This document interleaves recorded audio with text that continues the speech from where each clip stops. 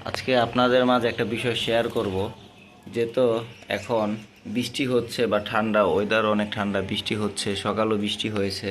তো এখনও বৃষ্টি হচ্ছে তো আজকে পাখিকে দিয়েছি খাবার তালিকায় আছে ভাত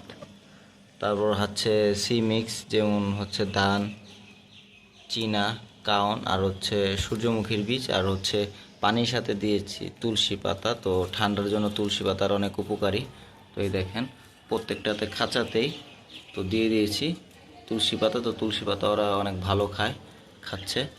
আর হচ্ছে খাবারও খাচ্ছে তো এই হচ্ছে আপনার ঠান্ডা পাখি যাতে ঠান্ডা না লাগে আপনারা এই কাজটা করতে পারেন গরমকালে তো এই দেখেন তুলসী পাতা খুব সুন্দর করেই খাচ্ছে তো আমি আজকে ঠান্ডা যেহেতু ঠান্ডা এই জন্য পাখিকে শাক দিই নাই শাকের পরিবর্তে ভাত দিয়েছি